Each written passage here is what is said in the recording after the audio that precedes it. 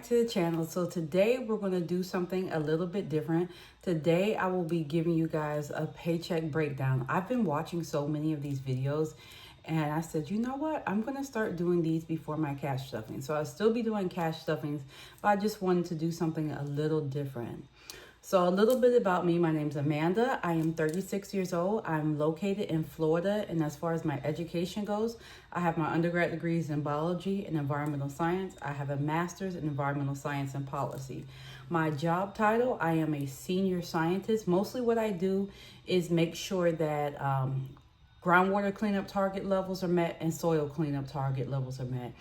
Every now and then I do deal with surface water as well. And I look at certain elements and compounds to make sure that they don't exceed the standards set forth by the state and the federal government. So now we're going to move into a paycheck breakdown. And I'm not going to tell you my gross pay, but I am going to share with you guys my net pay. And this covers from August 28th to September 10th. So my net pay is going to be $2,000. I watch other people's videos and they share their gross. And I'm like, I want a few things to be private, so I'm not going to share that. And they also do their federal, Medicare, and Social Security deductions. I'm not going to share that information as well.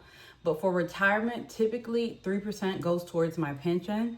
And I do want to share my deductions. So my medical deduction every 2 weeks is $186.49. And that is for my daughter and I. If I didn't have her on my insurance, it's only like $10. I don't understand how we go from 10 to 186, but you know, it is what it is. Having kids is expensive. My dental is 1012. And if you see me looking off to the side, I had to write notes down because this is not stuff that I just know off the top of my head. My vision is 288, and I just signed back up for a flexible spending account. So that is going to be either $50 or $100 a month. I'm not exactly sure. And I think my deductions are going to change during September because I did make some changes during open enrollment. So that number is going to be significantly less. So now we're going to move into my bills. So I give my tithe. I try to do that the same day that I get paid, because if not, it just is not. That's what works for me. So I do my tithe as soon as I get paid. I have a personal loan, which about $20 is going towards that. I just signed up for Club Pilates and I've almost completed my first month. And I have to say that I absolutely love doing Pilates. I kind of fell out of love and don't find the same enjoyment as I used to in the gym. So Pilates has been a great way for me to keep my body moving. And it also has pointed out that my core strength, is non-existent. So Club Pilates is $179. It's either $145 or $179 a month. I'm not exactly sure. But my Robinhood, and those are my investments, I typically do $200.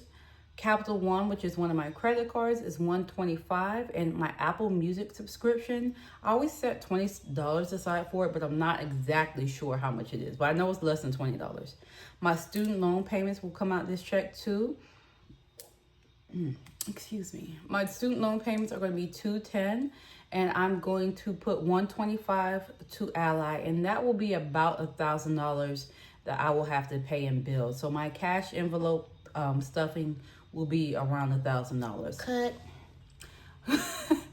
So my investments, retirement, and savings, I just want to give a little blurb about that. My pension typically gets 3% every paycheck, and I try to put 7% in Robinhood and save 5%. So for my savings, I use Ally. I will try to put in a referral code if I can. But I just want to give a breakdown of the buckets that I have in Ally. So in Ally, instead of it being just one savings account, you just seeing your money there, you can create buckets. So my buckets are a month ahead, which I have a fully funded a month ahead. I have a fully funded emergency fund.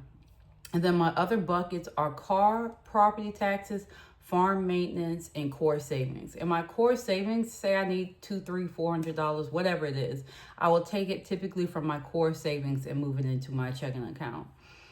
So, and that is basically it. The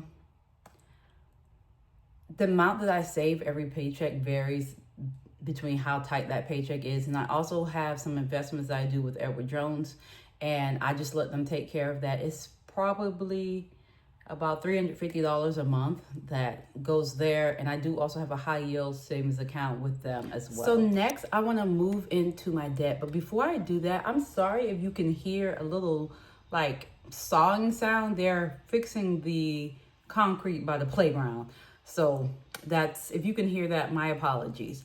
But next I want to look at my debt. So currently, as of August 27th, I have $19,907 worth of consumer debt. So I have a personal loan that is $490. Credit card 1 is $550. Credit card 2 is $915. Credit card 3 is $2,739. 4 is $3,947. And this one is not really a credit card, but it's still like a line of credit. And it's $4,599. And my last one, which is my largest one, and I actually just did a a balance transfer, so it has no interest, is $6,667. So I am not proud about that, but this is a manageable amount of credit card debt that I feel like if I really lock in, I can get this down in no time. But the problem is locking in and not using them. So over the next September, I'm not going to be so heavily focused on paying my credit cards down.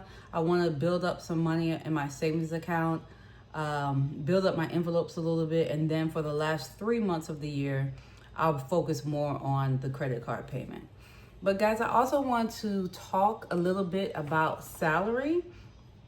And sometimes I'm embarrassed about the amount of money that I make because I feel like I should be making more money. Granted, I'm over $65,000 annually, but I don't know. I just feel like you got $45,000 of student loan debt.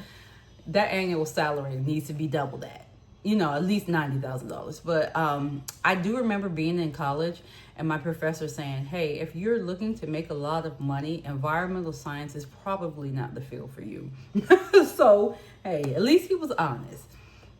But the annual salary for a 35-year-old woman is $63,000. And I got this information for Forbes. And for a man, it's $70,000. And I'm not sure why there's a $7,000 difference, but I will say my man and I are the same age, born in the same year, obviously. But he does make probably $30,000-$40,000 more than I do. So it is what it is. One thing I will say, I think the most important thing is, yes, you want your salary to be a livable wage, but you have to truly find something that you enjoy doing. And one thing I can say without a doubt is that I love what I do. I always knew that I wanted to work a job where I had the option to work outside. So if I need to be in the field, I can be in the field. If I need to be in the office, I can be in the office. So that was something that was important to me. And I also always wanted to do, I grew up on a farm. I love being outside. I love the environment. I want to protect the environment, right? So I knew that I wanted to do something with keeping the environment safe. And that's essentially what I do. In a roundabout way, I keep you guys safe.